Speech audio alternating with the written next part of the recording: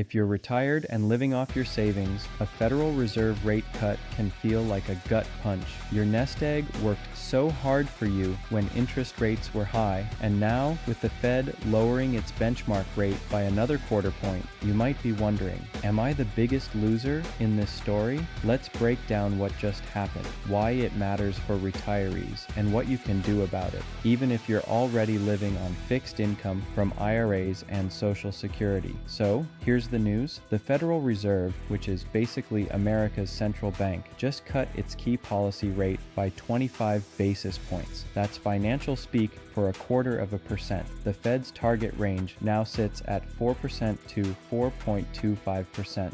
And according to their own forecasts, they're expecting to cut rates twice more this year. Now, at first glance, that might sound like good news for the economy. Rate cuts are supposed to make it cheaper to borrow money, which can stimulate growth. But for retirees or anyone living off the interest their savings generate, lower rates can feel like a direct hit to your wallet. Let's talk about why. When the Fed cuts rates, banks and credit unions usually follow suit. That means the yields you earn from savings accounts, CDs, and even some bonds start to drop. If you've been enjoying 5% on a one-year CD, you might find that when it matures, the best you can get is closer to 4%, or even lower if the Fed keeps cutting. For someone who's retired and drawing down from IRAs or living on a combination of Social Security and interest income, these rate cuts can translate to a real loss of purchasing power. Imagine you've got $500,000 in retirement savings and you're used to earning $25,000 a year just in interest. After a rate cut, that annual interest might drop to $20,000.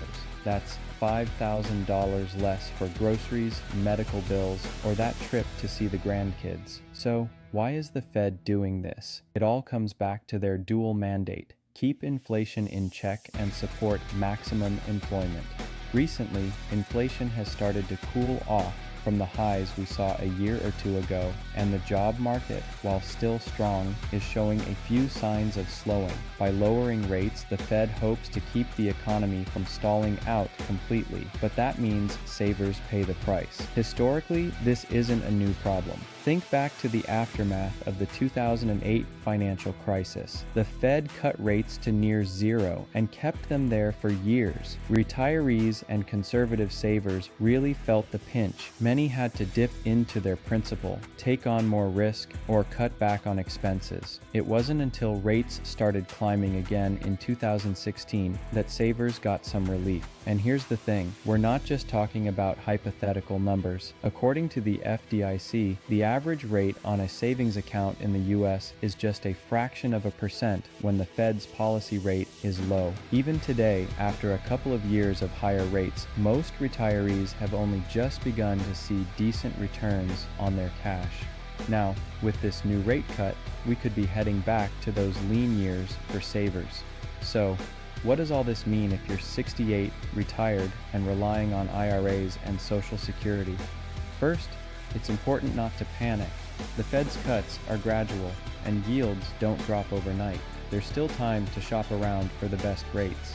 Some online banks and credit unions tend to lag behind the Fed, so you might still find competitive CDs or high-yield savings accounts in the next few months. Second, consider your investment mix. If you're heavily weighted toward cash and short-term CDs, this is a good time to reassess. Financial advisors often suggest a diversified portfolio even in retirement. That might mean blending some longer-term bonds, dividend-paying stocks, or even annuities into your mix. Remember, stocks carry risk, but over time they tend to outpace inflation and can help preserve your purchasing power.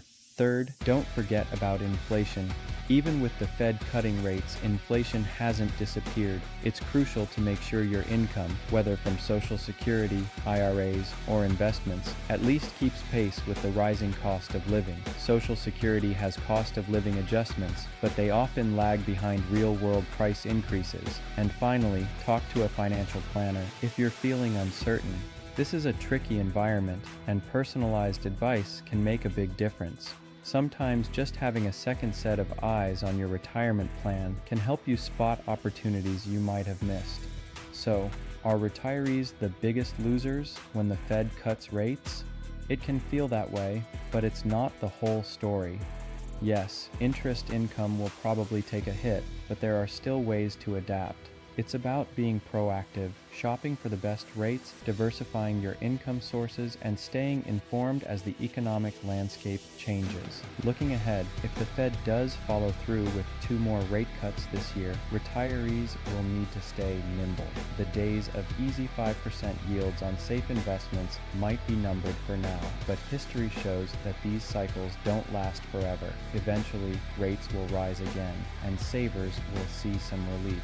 In the end, the best defense is a flexible, well-thought-out retirement plan, one that can weather low rates, inflation, and whatever else the financial markets throw your way. If you found this breakdown helpful, don't forget to like, comment, and subscribe for more straightforward financial insights. And here's something to think about. As the Fed and the economy play this endless game of push and pull, how are you preparing to keep your retirement secure no matter what comes next?